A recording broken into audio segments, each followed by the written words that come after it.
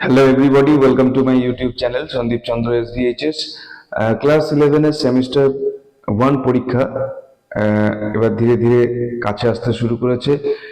যে সমস্ত স্টুডেন্টরা ইতিমধ্যে সেমিস্টার 1 এর জন্য প্রিপারেশন নিচ্ছ, তারা বিভিন্ন চ্যাপ্টারগুলোর ওপর থেকে এমসিকিউ, গ্রামারের কোয়েশ্চেন, বিভিন্ন ধরনের এমসিকিউ গুলো সলভ করছো, এর সাথে সাথে আমাদের কিন্তু যে মডেল কোয়েশ্চেনগুলো আছে, অর্থাৎ পরীক্ষায় যে ধরনের প্রশ্নগুলো পড়বে, যে ইউনিট 1, 2, 3, 4, 5 থেকে কিভাবে প্রশ্নগুলো সেট হবে, তার একটা ধারণা থাকা দরকার।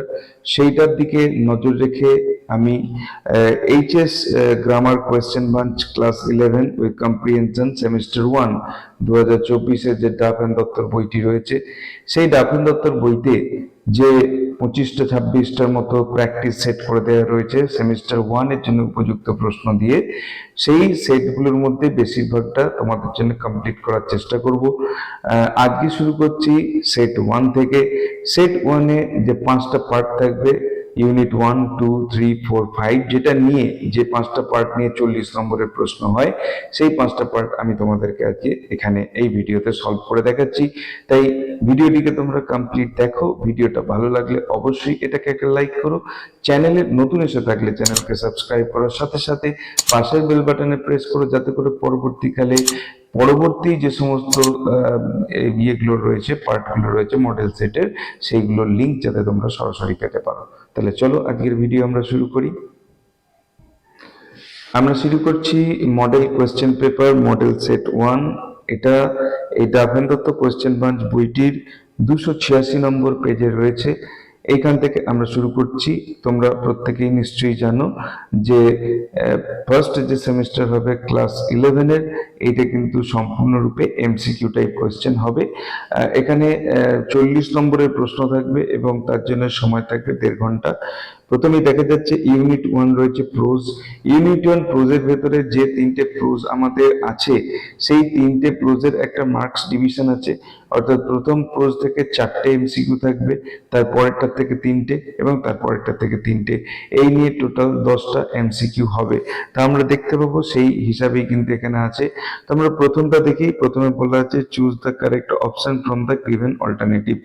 1 নম্বরে বলা আছে the piece of cloth the astrologer would use ওয়াজ।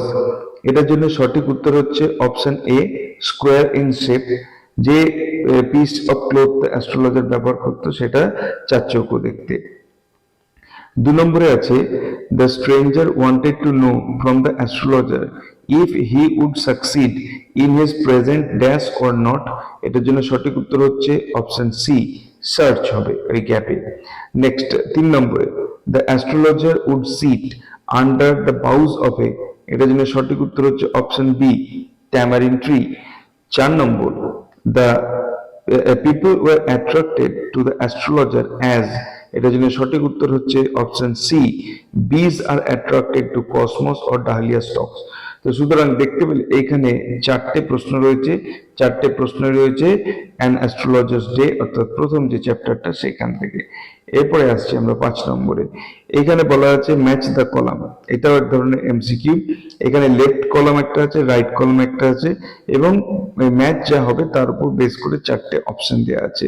তো আমাদের দেখতে হবে কোনটা কার সঙ্গে মিলছে। তো আমরা যদি ডাইরেক্ট এখানে মিল করার চেষ্টা করি, দেখবো চিফ ডিসাইপল। চিফ ডিসাইপল বলতে আমরা বুঝবো স্বামীজির কথা, তার মানে 1-এরটা বি হবে। তো আমরা খোঁজার চেষ্টা করি 1-এরটা বি কোন অপশনে আছে। দেখো এই একমাত্র অপশনে দেখতে পাচ্ছি 1-এরটা বি, তাহলে আমাদের চান্স হচ্ছে এটা হওয়ার।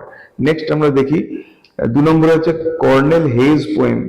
এইটা হবে ডি এরটা, গার্জিয়ানস অ্যাঞ্জেলস।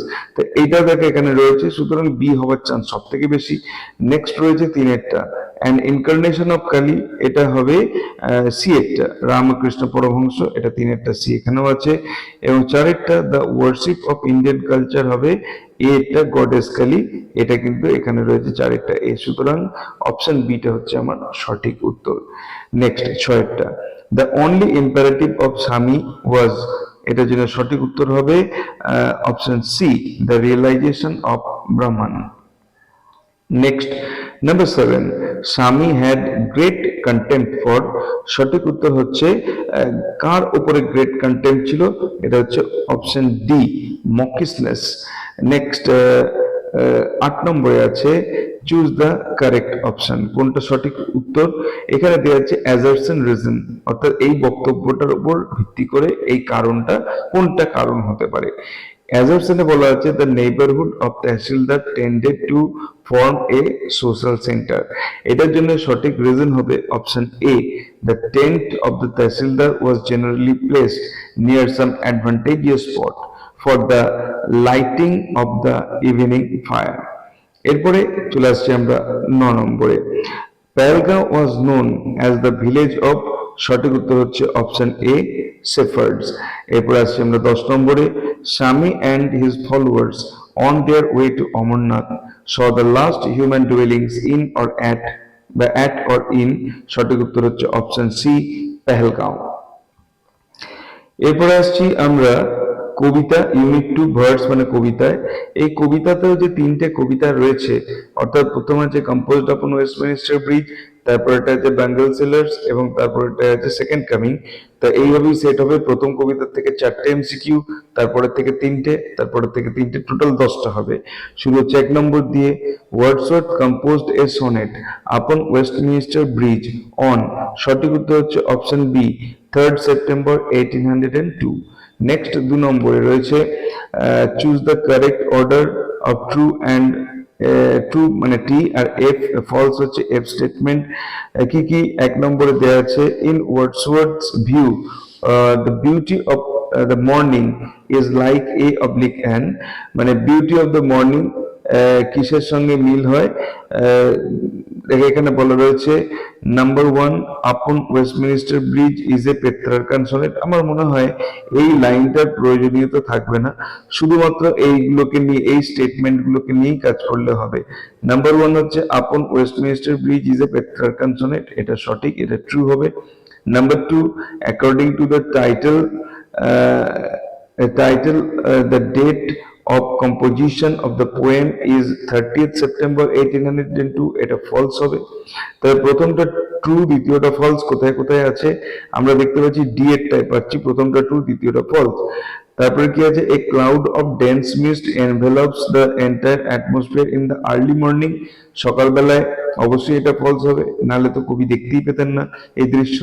এবং 4 নম্বরে বলা আছে 1, who can pass by ignoring the beauty of London city visible from Westminster Bridge is aesthetically blind.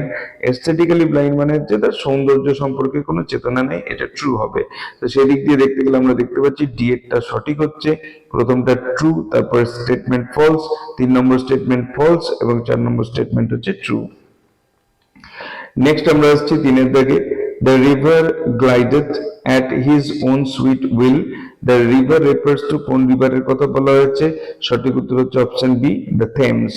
Next number 4, art has not anything to show more fair. Here the poet means to say that, এটা কি বলতে চেয়েছেন, option A হচ্ছে সঠিক উত্তর, nothing is fairer than London city. London সিটির থেকে সুন্দর কোনো জায়গা আর নেই। Next number 5, bangles are regarded to be, সঠিক উত্তর হচ্ছে option A, tokens of prosperous life, মানে উন্নত বা ভালো জীবনের এগুলো হচ্ছে প্রতীক। নেক্সট 6টা আছে ম্যাচ করতে হবে লেফট এবং রাইটে। আমরা দেখি লেফটে এবং রাইটে কি কি ম্যাচ করা যায়। নাম্বার 1, লোডস, লোডস এর সঙ্গে হবে সাধারণভাবে শাইনিং, মানে হচ্ছে শাইনিং লোডস কবিতাতেই আছে।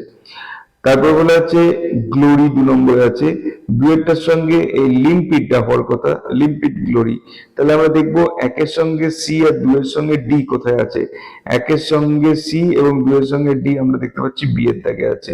3 হচ্ছে ডটার্স, ডটার্স এ হবে হ্যাপি ডটার্স, এবং 4টা হচ্ছে লাইভস, এটা রেডিয়েন্ট লাইভস হবে। তার মানে 3-এর সঙ্গে এ, 3-এর সঙ্গে এ এবং 4-এর সঙ্গে বি, সুতরাং এই বি এরটাই হচ্ছে সঠিক উত্তর হবে।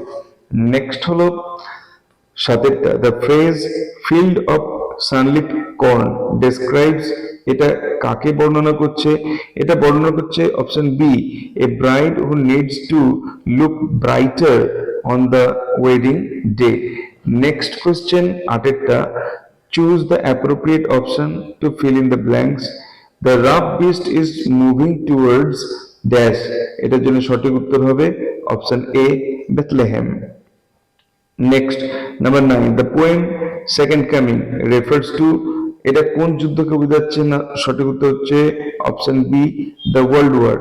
বলতে গেলে বিশেষ করে দ্য ওয়ার্ল্ড ওয়ার ওয়ান, কারণ হচ্ছে এই কবিতাটা প্রকাশিত হয়েছিল 1920 সালে। তো 1920 সালের আগে যেহেতু ওয়ার্ল্ড ওয়ার ওয়ান হয়েছে, তাই সেই ওয়ার্ল্ড ওয়ারের এফেক্টটাই কিন্তু এই কবিতার মধ্যে প্রকাশিত হয়েছে। Next, number 10, the phrase blank and pitiless as the sun refers to, এটার জন্য সঠিক উত্তর হচ্ছে option B, the fence gaze. এরপর আসছি আমরা ইউনিট 3 র্যাপিড রিডারে। প্রথম প্রশ্ন হচ্ছে, when Macbeth and Banquo were returning victory from a great battle হওয়ার কথা, returning victorious from a great battle, their way lay over, এটার জন্য সঠিক উত্তর হচ্ছে option A blasted heath. Next, number 2, the air about the castle of Macbeth was, সঠিক উত্তর হচ্ছে option D, sweet and wholesome. Number 3, the smile of lady Macbeth was like, সঠিক উত্তর হচ্ছে option B, innocent flower. Next number, এটা 9 হয়ে গেছে, আমার মনে হয় এটা নাম্বার 4 হওয়ার কথা, এটা নাম্বার 3 রয়েছে। এখানে লেফট এবং রাইট কলাম রয়েছে, আমরা ম্যাচ করব। ব্লাডি চাইল্ড, ব্লাডি চাইল্ড বলতে কার কথা বলা হয়েছে? আমার যতদূর মনে হচ্ছে এটা একের সঙ্গে ডি হওয়ার কথা, কারণ হচ্ছে love and scorn at the power of a man born naturally of a women's womb, এই একের সঙ্গে ডি হওয়ার কথা। 2 নম্বরে বলা আছে crown child with a tree in hand, এইটা কোন জিনিসটাকে বলতে চাইছে? এটা বলতে চাইছে বিয়েরটাকে, মানে 2 এর সঙ্গে বি, একের সঙ্গে ডি এবং 2 এর সঙ্গে বি কোথায় পাওয়া যাচ্ছে? এই সি এরটাই পাচ্ছি, এটাই হবে আশা করছি আমি। Will never be vanquished till Birnam wood goes to dancing in hill. 3 নম্বর বলা আছে আর্মড হেড, আর্মড হেড মানে হচ্ছে 3 এর সঙ্গে এ হবে, বি অ্যাওয়ার অফ 10 of 5, এবং 4 নম্বর আছে কলড্রন, কলড্রনের সঙ্গে হবে সি, কলড্রনের সঙ্গে সি হবে স্যাঙ্ক ইনটু দ্য গ্রাউন্ড। আমি যেটা দেখতে পাচ্ছি এই এ এর অপশনটা, এটাও একের সঙ্গে বি রয়েছে, বি এরটা তো একের সঙ্গে বি রয়েছে, 2 এরটা তো ডি রয়েছে, এই 2 এরটা তো ডি রয়েছে, এটা তো এ 3 এর সঙ্গে এ রয়েছে, 4 এর সঙ্গে সি রয়েছে, এটা তো 3 এর সঙ্গে এ, 4 এর সঙ্গে সি রয়েছে। তাই আমরা যদি এইটাকে একটুখানি বদলে দিই তাহলে হয়তো আমার অ্যান্সারটা হয়ে যাবে। একের সঙ্গে যদি ডি হয় মিলছে, 2 এর সঙ্গে যদি বি হয় সেটাও মিলছে, বাকি দুটো ঠিক আছে। তাহলে সেই দিকটা যদি আমরা করি তাহলে এই অপশন বিটা আমার সঠিক উত্তর হবে, চেঞ্জটা করে নিতে হবে। Number 5, the Moor Othello was accused of having seduced the affections of Desdemona to marry him by, সঠিক উত্তর হচ্ছে option B, spells and witchcraft.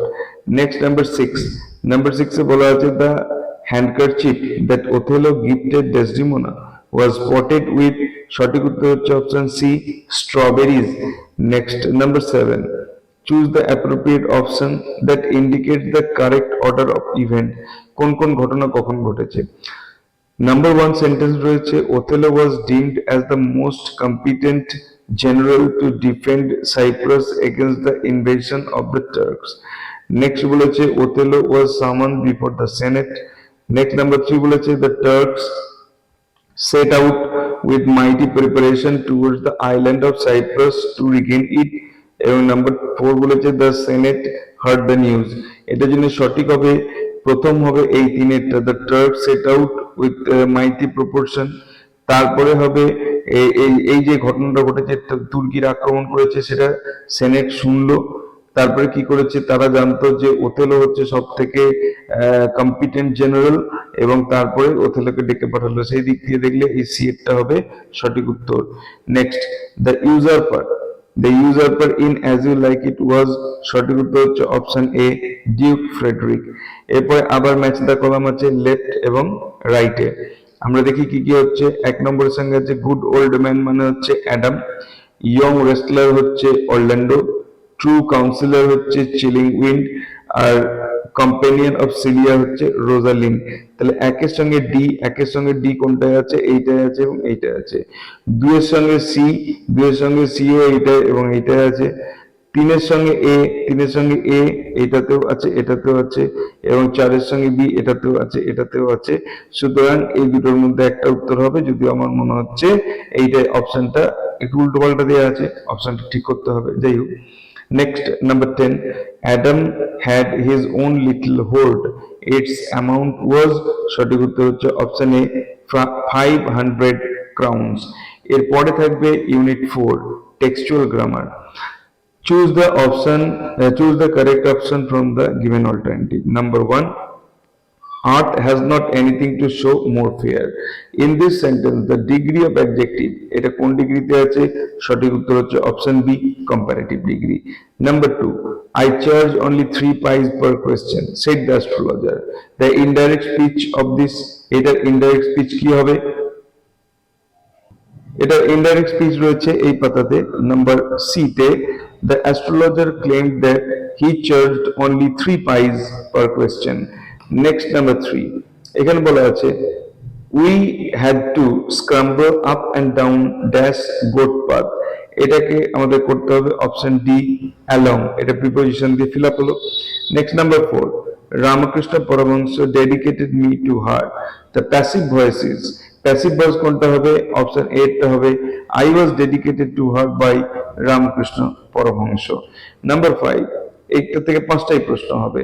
5 এ কি আছে? The Falcon can not here the ফ্যালকনার, এটা বলেছে phrasal verb of the underline verb, এইটা এই হিয়ারটা phrasal underline হবে, এর জন্য ফ্রেজাল ভার্ব হচ্ছে অপশন বি, লিসেন টু। এরপরে দেখো আছে একটা আনসিন প্যাসেজ, এবং এখান থেকে থাকবে মোটে 5টি এমসিকিউ টাইপ কোশ্চেন। তা আনসিন প্যাসেজটা আমি তোমাদের জন্য একবার পড়ে দিচ্ছি। An officer of the Indian Police Service (IPS), Manoj Kumar Sharma, was born in 1977 in Bilgaon, a town in Morena district of Madhya Pradesh. এখানে জন্মগ্রহণ করেছিলেন।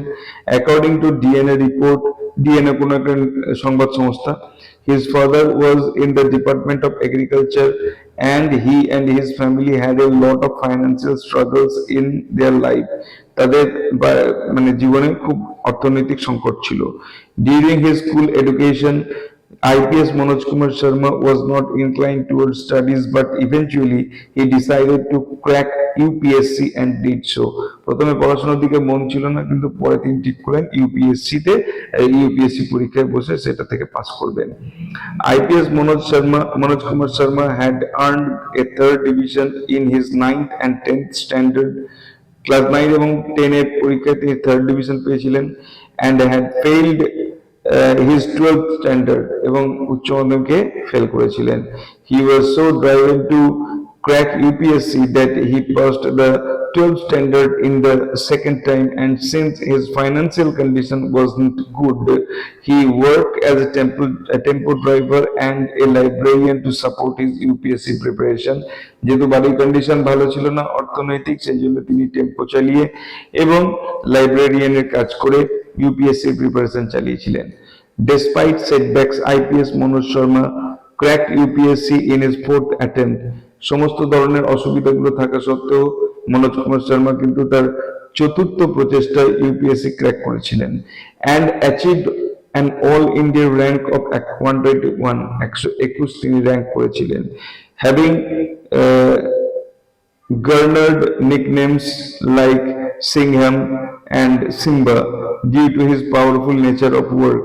তিনি যেহেতু বেশ কিছু নিকনেম মানে ছদ্মনাম বা উপাধি পেয়েছেন, যেগুলো যার মধ্যে সিংহাম বা সিম্বা এরকম আছে, কারণ হচ্ছে তিনি খুব কাজের ক্ষেত্রে কাজের জায়গায় তিনি খুব কড়া। IPS Manoj Kumar Sharma is currently the additional commissioner in Mumbai Police. তিনি এই মুহূর্তে মুম্বাই পুলিশের অ্যাডিশনাল কমিশনার হিসেবে কাজ করছেন। এবার আমরা এমসিকিউ গুলো করব।